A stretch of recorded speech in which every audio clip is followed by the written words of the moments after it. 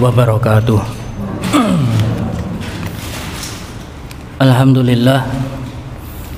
Alhamdulillahirabbil alamin. Wassalatu wassalam ala asyrafil anbiya wal mursalin wa ala alihi wa ashabihi wa man sara binahjihi ila yaumidin, amma ba'd. Ikhwani fillah rahimani wa rahimakumullah. Alhamdulillah, segala puji hanya milik Allah Subhanahu wa taala yang telah memberikan kepada kita limpahan karunia yang tidak terhingga, hingga pada kesempatan yang bahagia ini kita bisa melanjutkan kajian kita yang pada malam ini adalah surat Al-Baqarah 129. Ulangan iki. Nggih.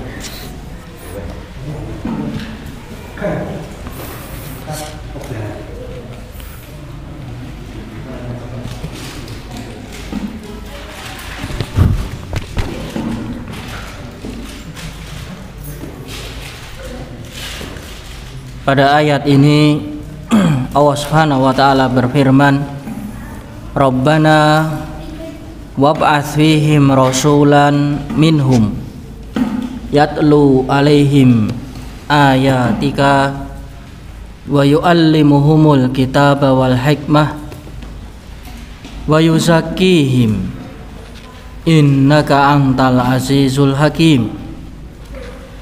Allah berfirman di dalam ayat 129,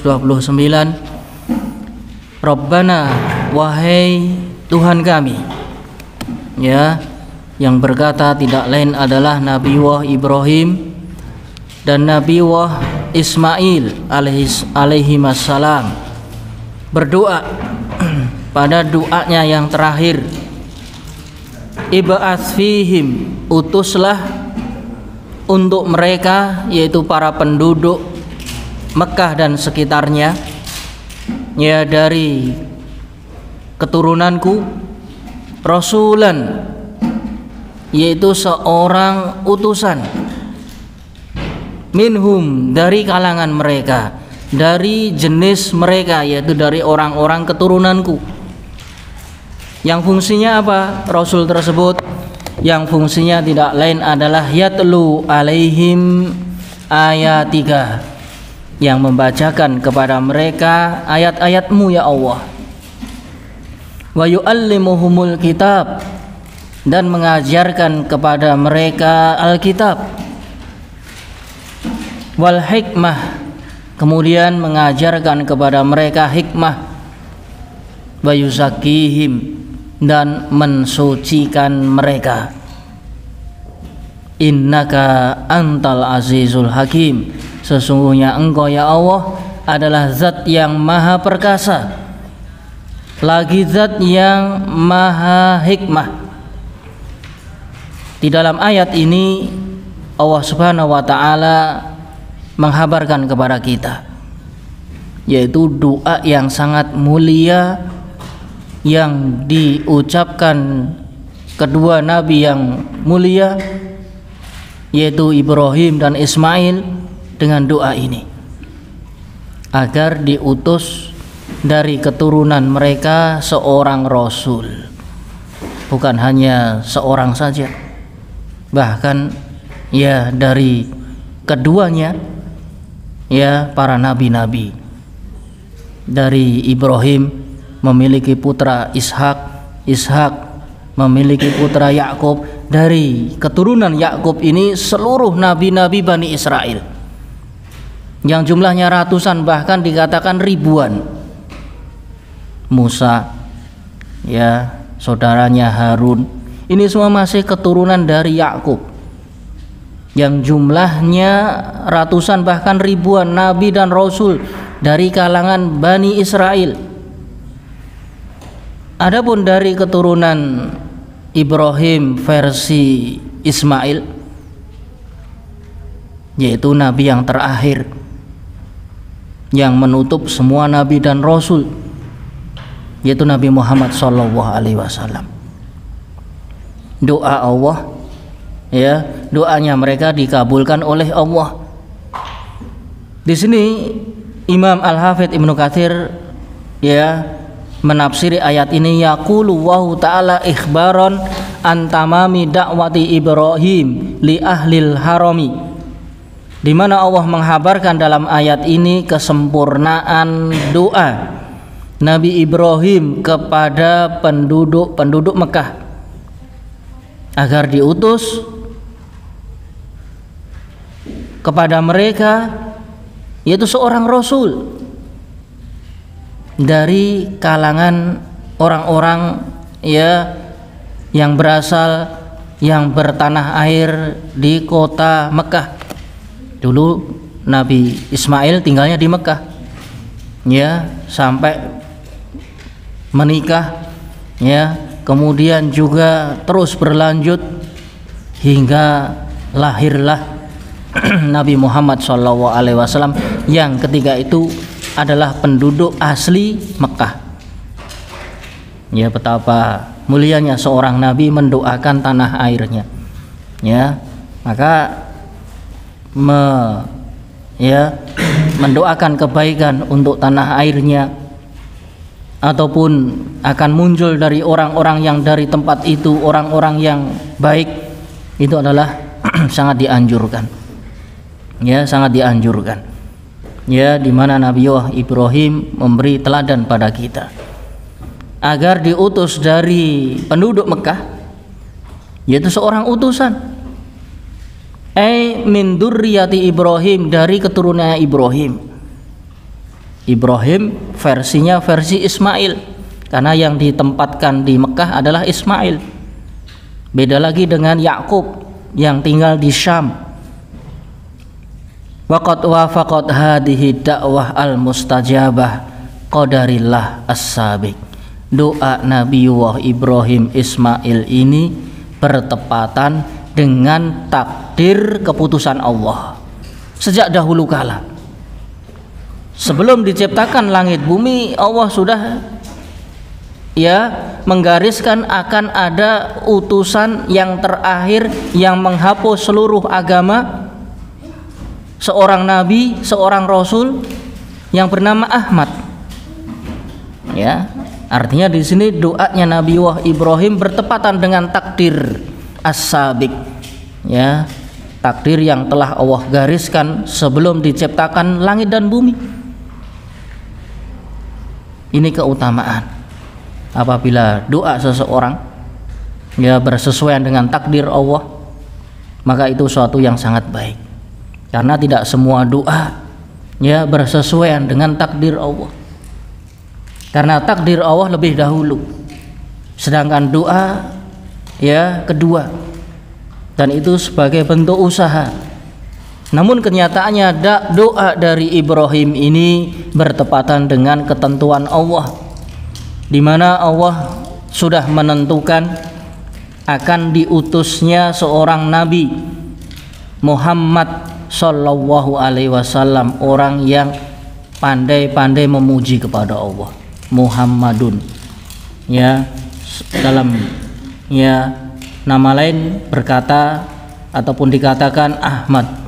Ahmad dari kata hamida, yaitu memuji, orang yang paling pandai memuji kepada Allah. Ja'a min ba'dihi ismuhu Ahmad, ya, shalawatullah wa salamuhu alaih, semoga sholawat Allah dan salamnya tercurah kepada beliau, seorang nabi, ya, yang ummi, yang tidak bisa baca, yang tidak bisa tulis, yang Allah utus untuk mereka penduduk Mekah, ya, yang Allah mengutus ini bukan hanya dikhususkan orang Arab, bahkan ke seluruh manusia, bahkan jin dan manusia, sehingga risalah Nabi Muhammad SAW itu umum, beda dengan nabi-nabi sebelumnya. Nabi kalangan Bani Israel hanya, ya, sekilas, hanya terbatas kepada Bani Israel. Sedangkan diutusnya Nabi Muhammad untuk keseluruhan alam, seluruh alam semesta, ya manusianya, ya bangsa jinnya. Ini keumuman risalah Nabi Muhammad SAW. Sebagaimana yang diriwayatkan oleh Imam Ahmad, ya, di dalam Sunan Musnad Imam Ahmad dikatakan haddatsana Abdurrahman ibnu Mahdi, ya, dari Muawiyah ibnu Saleh, dari Sa'id ibnu Suwaid Al-Kalbi, dari Abdul A'la ibnu Hilal As-Sulami, dari Irbad ibnu Sariyah, seorang sahabat yang mulia, bersabda Nabi kita sallallahu alaihi wasallam, inni indallah la khatimun nabiyyin. Aku di sisi Allah sudah dituliskan, digariskan sebagai penutup nabi dan rasul. Jika nabi yang pertama adalah Adam, ya, kemudian keturunannya Nabi Nuh, kemudian keturunannya Nabi Ibrahim, maka nabi yang terakhir yang sebagai penutup risalah, penutup dari wahyu, yaitu diutusnya Nabi Muhammad sallallahu alaihi wasallam.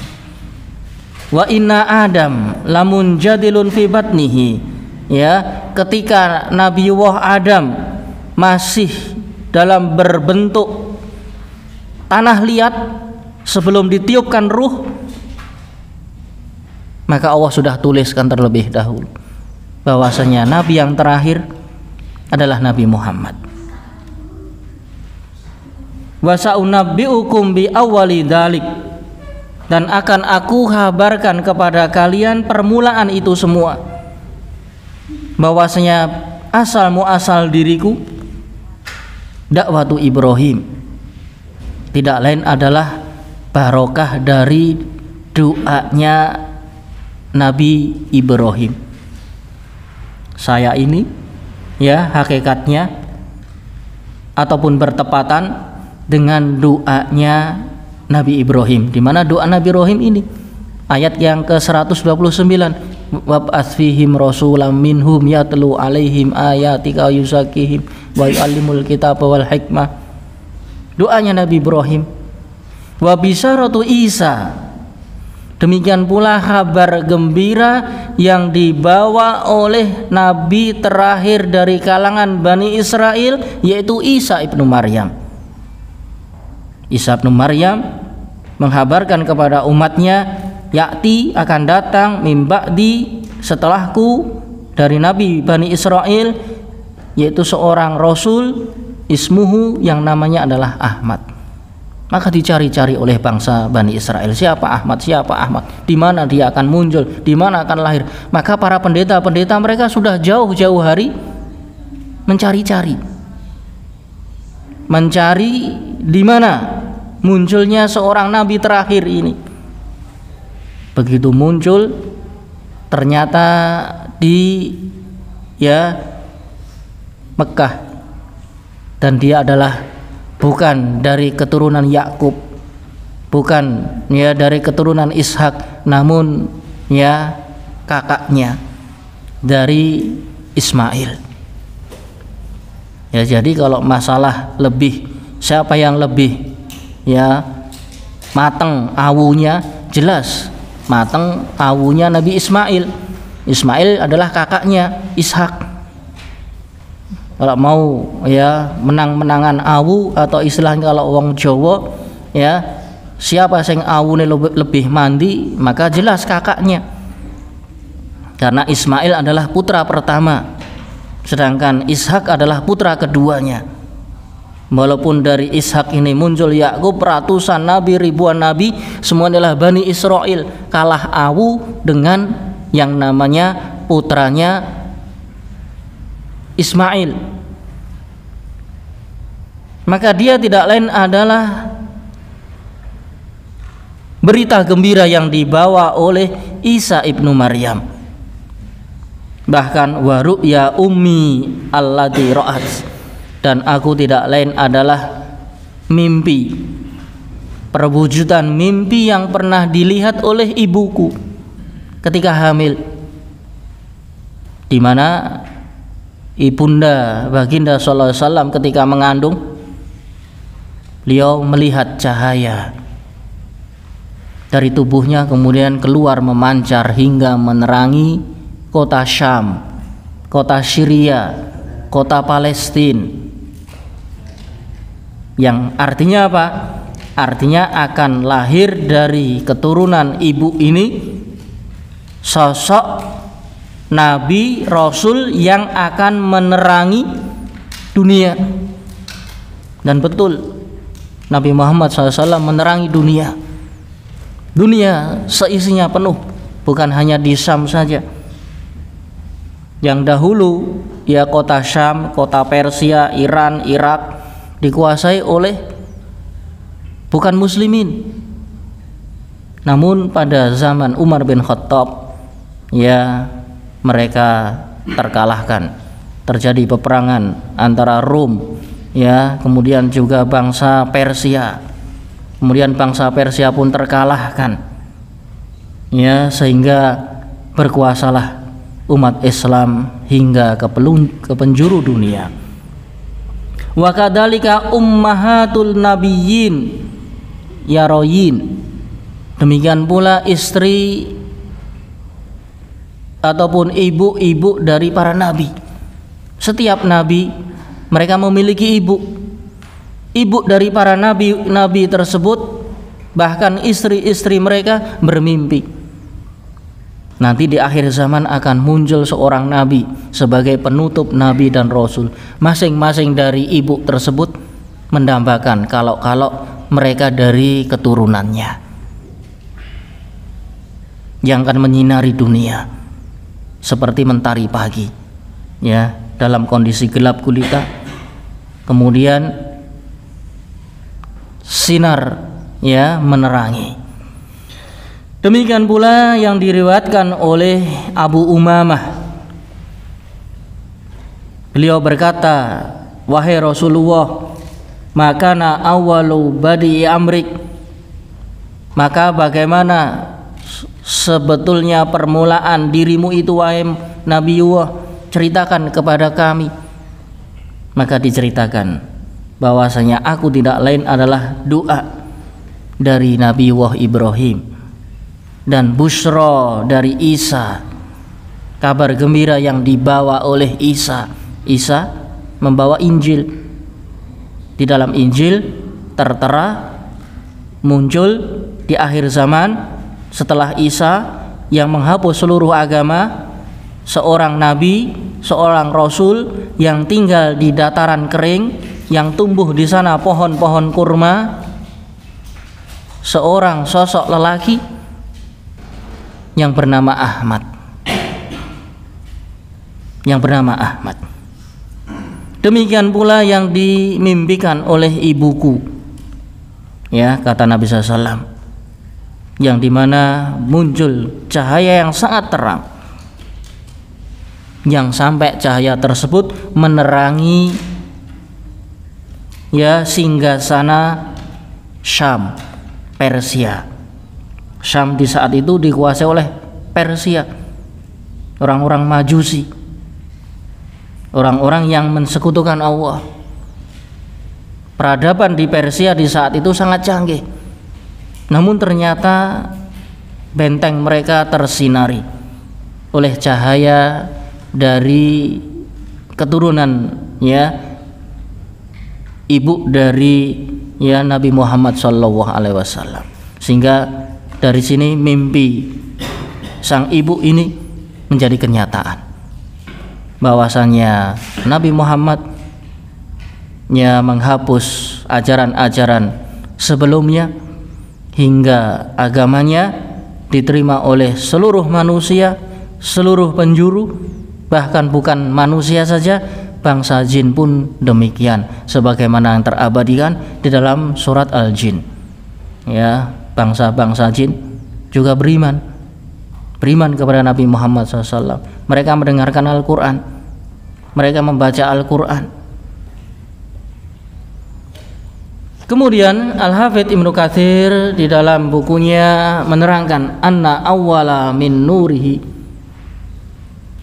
yadkuruhu wa yashhuruhu, bahwasanya cahaya tersebut yang tidak lain adalah cahaya Islam yang akan senantiasa disebut, yang akan dipanggil-panggil, dan agamanya pun akan menjadi menerangi dunia, membawa agama Islam. Walam yazal dzikruhu finnas madkuron masyhuron, dan beliau akan terus disebut-sebut, ya, nama Ahmad Muhammad sudah disebut-sebut jauh-jauh hari sejak zaman Bani Israel.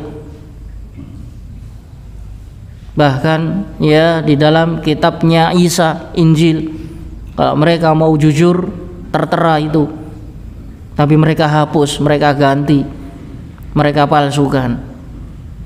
Maka di sini bahwasanya Nabi Muhammad Sallallahu Alaihi Wasallam walaupun belum lahir sudah disebut-sebut namanya, sehingga orang pun mencari-cari mana Ahmad, mana Muhammad, mana Ahmad, di mana Ahmad. Yang nama Muhammad ataupun Ahmad diambil dari kata hamida, itu memuji.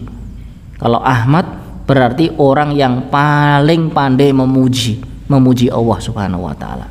Tentu setiap nabi, setiap rasul selalu memuji Allah, bersyukur dan memuji Allah. Namun Muhammad lebih dari itu semua. Lebih dari itu semua. Sehingga menjadi rahasia umum nanti di akhirat yang berhak memberi syafaat adalah Nabi Muhammad SAW, bukan Nabi Adam, bukan Nabi Nuh, bukan Nabi Ibrahim, bukan Nabi Musa, bukan Nabi Isa. Semuanya mereka berhalangan. Pergilah menuju sosok Nabi yang terakhir, pergilah menuju Nabi yang paling terakhir, tidak lain adalah Nabi Muhammad. Ini menunjukkan keagungan beliau. Beliau sebelum lahir sudah disebut-sebut namanya, sudah digadang-gadang, sudah tertulis di dalam kitab-kitab, baik Taurat, baik Zabur, baik Injil, baik dalam suhuf, ya, suhuf Musa, suhuf Ibrahim, sudah tertera.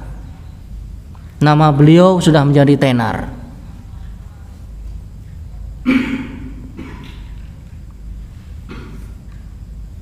Hatta afsah bihi khatimul anbiya bani Israel nasaban,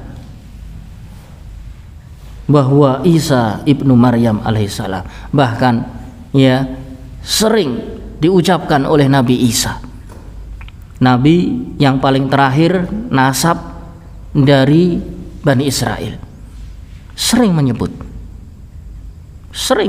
padahal dia Bani Israel, karena memang diperintahkan oleh Allah akan datang, sehingga para hawariyun, orang-orang yang berada di sekitar Nabi Isa, ya, mengenal dengan baik. Dikatakan ya'rifuna kama ya'rifuna abna'ahum, ya, di dalam Al-Quran diberitakan mereka mengetahui, mengenal, memahami yang akan datang Nabi tersebut sebagaimana mengenal anak-anak mereka. Orang tua, ya, mengenal anak mereka tidak akan keliru, tidak akan keliru nama, tidak akan keliru sifatnya, tidak akan keliru tabiatnya. Mengenal sekali, artinya apa? Sangat dijelaskan secara mendetail di dalam kitab-kitab yang terdahulu, terlebih di dalam kitab Nabi yang terakhir, Isa alaihissalam. Sehingga menjadi rahasia, ya, karena Nabi Isa adalah penggemar Nabi Muhammad, maka Allah berikan kesempatan Nabi Isa untuk hidup, bertemu Nabi Muhammad, bertemu dengan umatnya Nabi Muhammad, yang dimana Allah selamatkan Nabi Isa dari pengejaran bala tentara Bani Israel, sebagaimana yang tertera di dalam surat Al-Maidah, surat An-Nisa, bal rafa'ahu Allahu ilaih, Allah mengangkatnya, mengangkat hidup-hidup. Kemana? Ke langit, ke sisi Allah Subhanahu wa ta'ala. dan nanti di akhir zaman dia akan diturunkan, ya, akan berjuang bersama umat Nabi Muhammad yang akan berperang dengan Dajjal, yang akan berperang dengan Ya'juj dan Ma'juj, yang berjihad, ya, di akhir zaman bersama kaum muslimin, berjihad, jihad dengan perang, jihad dengan doa,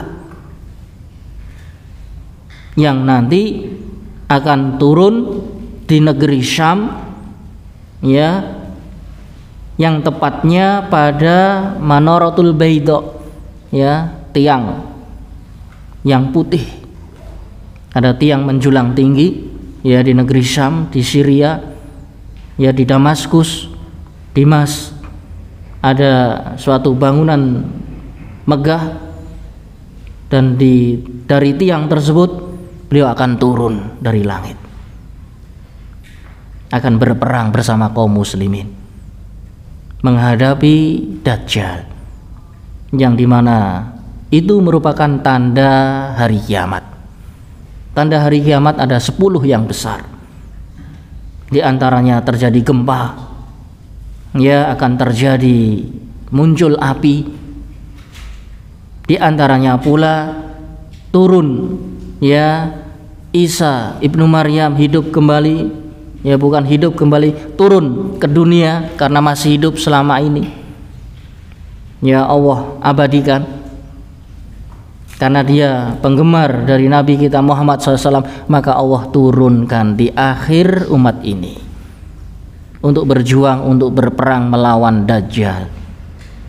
Dajjal yang sudah Allah ciptakan, ya, di zaman Nabi sudah hidup, bahkan sebelumnya di suatu tempat yang Allah rahasiakan, yang nanti pada waktunya akan keluar, membuat onar dan kerusakan di muka bumi ini, ya, matanya pecah satu, ya, sedangkan di jidatnya akan tertulis kafara. Orang-orang yang beriman bisa membacanya, yang fitnahnya sangat luar biasa. Allah berikan kemampuan yang sangat-sangat luar biasa, memiliki surga, memiliki neraka. Dan Rasulullah SAW mengingatkan bahwasanya kalau dia memamerkan surga, berarti itu adalah nerakanya Allah. Kalau dia memamerkan neraka, sesungguhnya itulah surganya Allah. Fitnah yang begitu dahsyat, ya. Maka setiap orang-orang kafir, munafik, Yahudi, Nasrani akan mengikutinya, akan berjalan mengelilingi bumi 40 hari. Satu hari, ya, seperti 1 tahun lamanya.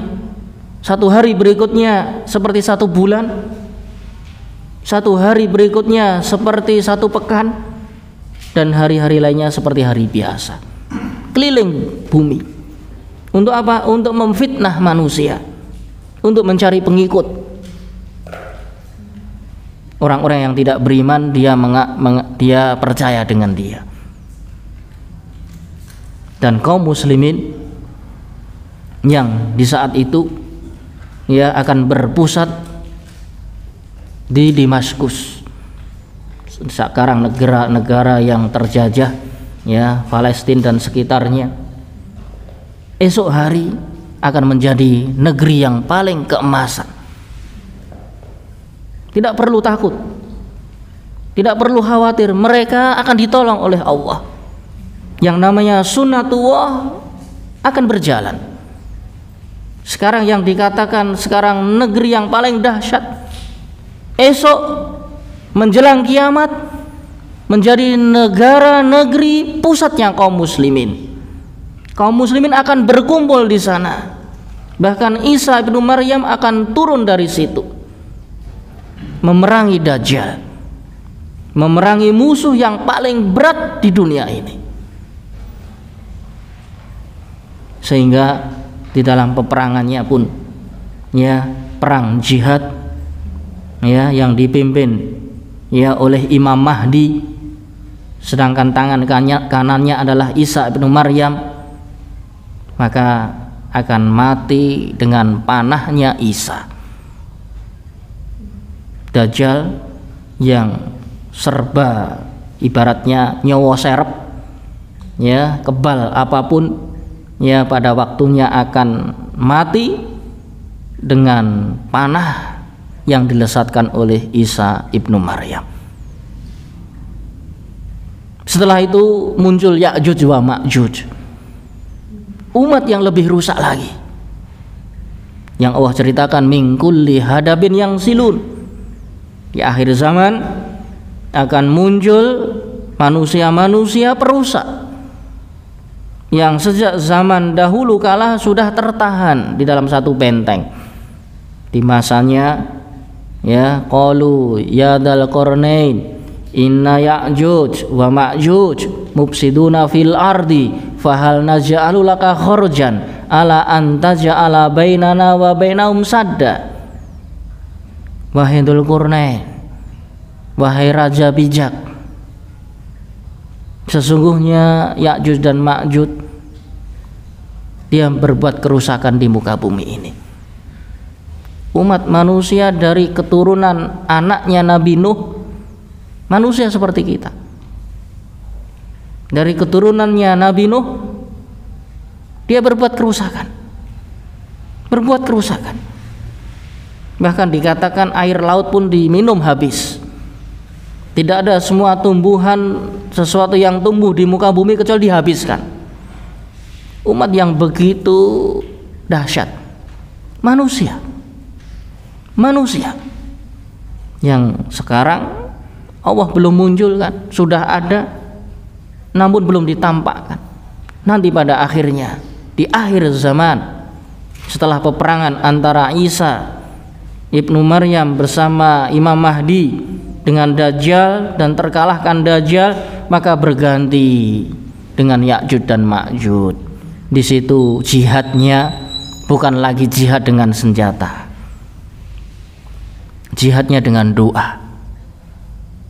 Sampai kaum muslimin terdesak sampai ke pucuk gunung, dan di bawahnya, ya, mereka para Ya'juj dan Ma'juj mengejar, karena mereka umat yang tidak bisa diperangi dengan apapun akan kalah. Ya, Isa bin Maryam pun tidak bisa berbuat apa-apa, padahal nabi, ya, padahal dia seorang nabi. Ternyata demikian kondisinya. Berdoa, sehingga yang namanya jihad itu tidak mesti dengan senjata.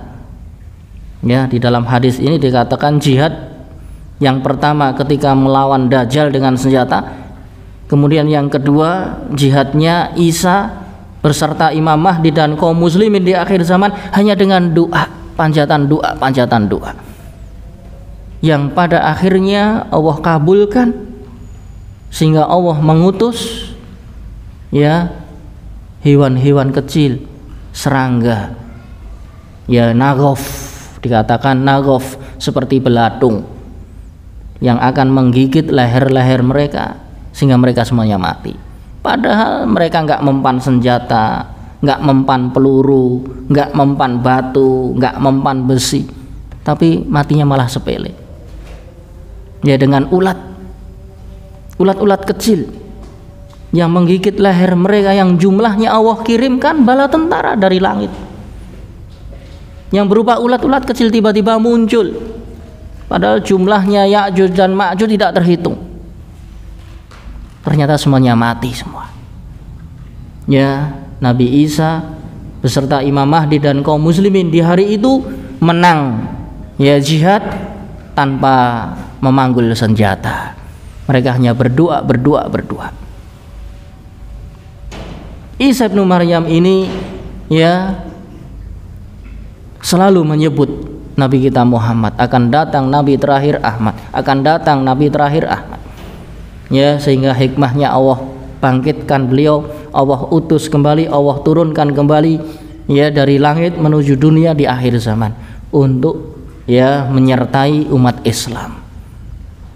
Ini menunjukkan bahwasanya umat Islam umat yang sangat mulia, ya, sampai Nabi Isa, ya, turun kembali dari langit ya atas perintah Allah Subhanahu wa taala. Wa mubasysyiran bi rasulin ya'ti min ba'dihi ismuhu Ahmad. Ini yang ada di dalam ayat kita. Ya. Kemudian juga dalam hadis Rasulullah SAW menjelaskan la tazalu ta'ifatun min ummati dhahirina alal haq, akan ada dari umat ini yang senantiasa konsisten terhadap Quran dan Sunnah sampai akhir zaman. Dhahirin alal haq, mereka selalu membawa panji bendera Quran dan Sunnah sampai hari kiamat. Ya, ini luar biasa, menunjukkan bahwasanya Islam itu ya seperti orang berenang, kadang tenggelam, kadang muncul, kadang tenggelam. Karena apa? Karena banyaknya kelompok-kelompok yang mengatasnamakan Islam, padahal ya kemurnian dengan Islam yang bisa dinilai sendiri. Maka Rasulullah SAW mengatakan la tazalu, akan senantiasa ada sekelompok dari umatku yang dhahirin alal haq, mereka selalu menampakkan kebenaran. La yadurruhum man khaddalahum wala man khalafahum, mereka tidak akan terpengaruh oleh orang-orang yang mengecilkan, mengerdilkan, mencaci mereka, menyelisihi mereka, terus tetap nampak. Hatta ya'tiya amrullah, sampai datang keputusan Allah. Wahum kadzalik, dan mereka tetap konsisten. Siapa? Yaitu umat di akhir zaman, sampai umat di akhir zaman. Karena yang namanya umat Islam ya sejak dari para sahabat, dari sahabat muncul kelompok-kelompok yang mulai bermacam-macam. Muncul madhab Khawarij yang membunuh Utsman, ya, kemudian memerangi Ali bin Abi Thalib, ya, kemudian terjadi fitnah hingga muncul ya beragam aliran-aliran. Namun walaupun banyak aliran, akan pasti selalu ada dari umat ini yang memunculkan kebenaran, yang berpegang terhadap kebenaran, walaupun dicaci, walaupun dicela, walaupun diselisih, walaupun diapa-apakan, tetap mereka menegakkan al-haq. Ini menunjukkan sunnah tua. Umat Islam itu akan selalu dicoba, sehingga nampak ya yang konsisten yang mana, yang teraliri aliran yang bermacam-macam yang seperti apa, sehingga umat ini terus walaupun demikian akan ada dari generasi ke generasi hingga hari kiamat. Kemudian firman Allah Subhanahu wa taala, Rabbana wab'ats fihim rasula, yakni ummata Muhammadin sallallahu alaihi wasallam. Ya Allah, utuslah ya pada mereka seorang rasul, seorang utusan, yaitu siapa? Dari umat Nabi Muhammad SAW, seorang nabi, seorang rasul. Waqad astajibu laka, dan Allah telah mengabulkan doa dari Nabi Ibrahim ini. Bahkan sudah menjadi takdir Allah sebelum diciptakannya langit bumi, sebelum diciptakannya Adam, Allah sudah ya berkehendak untuk apa? Untuk mengutus nabi dari kalangan jazirah Arab, yaitu Nabi Muhammad. Yang fungsinya apa? Fungsinya tidak lain adalah beberapa perkara ini. Yu'allimuhumul kitab, mengajarkan kitab. Ya, fungsi nabi dan orang-orang setelahnya yang konsisten, yang menegakkan kebenaran, mereka mengajarkan kitab, bukan mengajarkan yang lain, bukan cerita, bukan dongeng, ya, tapi mengajarkan apa? Yu'allimuhumul kitab, mengajarkan kepada mereka Alkitab, yaitu Al-Quran, wal hikmah, dan mengajarkan pula hikmah, yaitu apa? As-sunnah. Ada kitab, ada hikmah. Maka para ahli tafsir mengatakan hikmah adalah sunnah yang dibawa oleh Nabi kita Muhammad SAW, karena Al-Quran tidak akan bisa difahami kecuali dengan sunnah.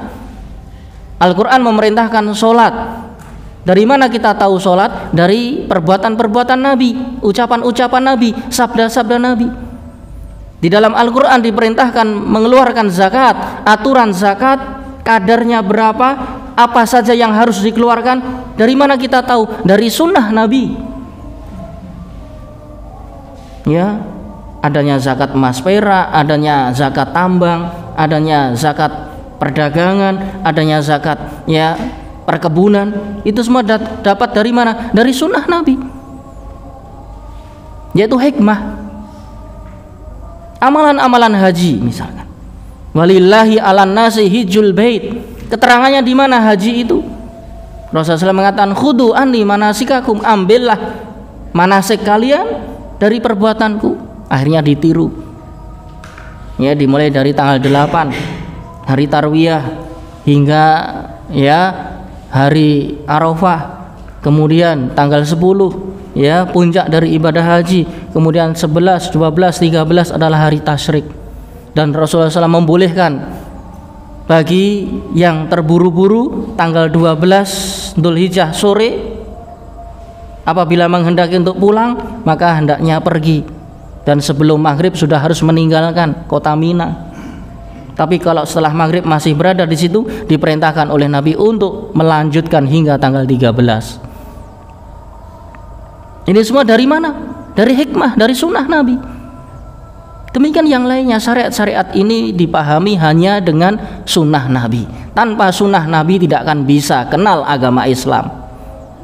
Karena Al-Quran adalah perintah-perintah yang sifatnya ya sederhana, ungkapan-ungkapan singkat. Sedangkan penjelasannya di mana? Penjelasannya semuanya di dalam sunnah Nabi. Sholat apa yang harus dibaca, yang dibaca apa saja, bagaimana caranya, itu semua di sunnah Nabi. Ya, demikian juga dalam hal-hal yang lainnya. Ibadah-ibadah semuanya tertera dalam Al-Hikmah. Sehingga Allah katakan di sini, wa yu'allimuhumul kitaba wal hikmah. Mereka mengajarkan kitab, Al-Quran dan hikmah dan sunnah. Sehingga dua ini tidak bisa dipisahkan. Enggak, saya mau ngambil Quran saja, enggak perlu sunnah, enggak bisa. Atau sebaliknya, saya mau pegang sunnah saja, kamu pegang sunnah, intinya apa? Intinya di Al-Quran kok. Maka enggak bisa. Maka ada orang-orang yang mengatakan saya pegang Quran saja, saya pegang sunnah saja. Tidak bisa. Dua-duanya satu kesatuan, sebagaimana tertera dalam ayat ini, wa yu'allimuhumul kitaba wal hikmah. Berkata Imam Syafi'i, al-hikmah adalah sunnah. Demikian juga berkata Imam Qatadah, al-hikmah adalah sunnah. Sebagian ahli tafsir mengatakan al-hikmah adalah perkataan kebenaran. Perkataan kebenaran tidak lain juga sunnah. Kebenaran diambil dari mana kalau bukan dari lisan Nabi? Ya, orang mengambil kebenaran dari mana kalau bukan dari perbuatan Nabi, ucapan Nabi, ketentuan Nabi, perintah Nabi? Maka kebenaran itu diambil dari Nabi Shallallahu Alaihi Wasallam. Wa yuzakihim, kemudian yang ketiga, dan mensucikan mereka. Fungsi Al-Quran, fungsi sunnah adalah untuk mensucikan jiwa dan raga dari kesyirikan, dari dosa, dari segala kekurangan. Manusia itu diciptakan lemah.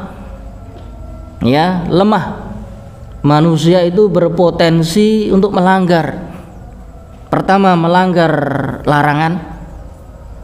Yang kedua, melanggar perintah. Yang ketiga, hawa nafsu. Yang keempat, ya tidak bersyukur. Yang kelima, tidak sabar. Maka dengan ini jiwa dan raga ini perlu ditazkiyah. Ditazkiyah dengan apa? Yaitu dengan Quran dan sunnah. Ya, lihat zaman sahabat yang mereka dahulu menghalalkan segala apapun.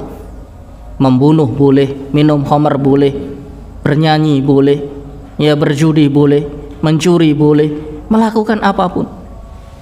Tapi akhirnya apa? Ditazkiyah, disucikan, dibersihkan. Mensucikan hati mereka, mensucikan badan-badan mereka, diajarkan wudu, diajarkan mandi. Ya, bagaimana ketika seorang wanita yang datang bulan ya, kemudian selesai dan dia bersuci.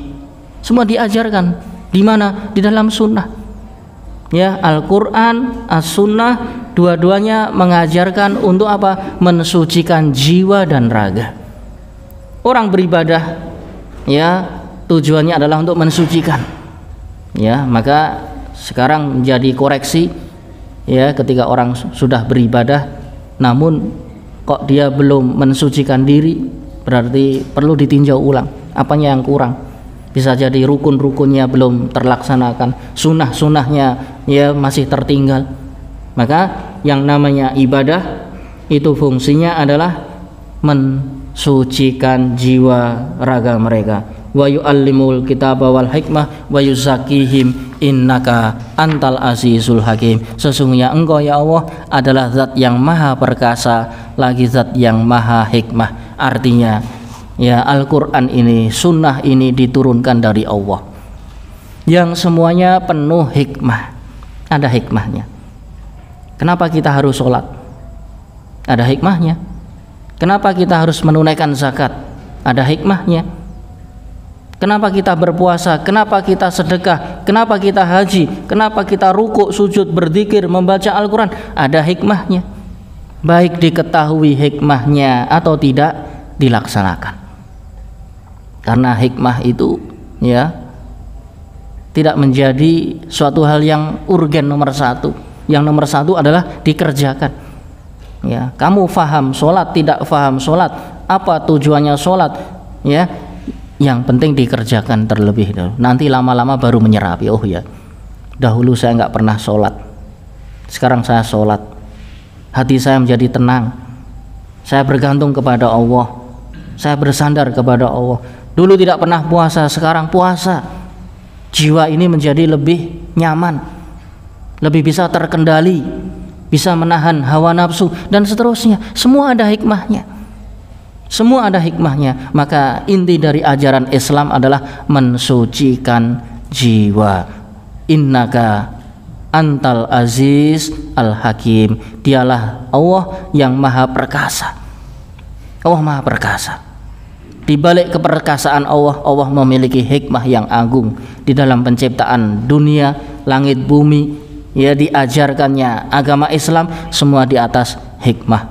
Sampai di sini kajian kita. Semoga ya mendapatkan pencerahan dan kita tergolong menjadi hamba-hamba yang disucikan oleh Allah dan diberikan kesucian di dalam diri-diri kita dan raga-raga kita. Sampai di sini, subhana wa bihamdika asyhadu an la ilaha illa anta astaghfiruka wa atubu ilaik. Assalamualaikum warahmatullahi wabarakatuh.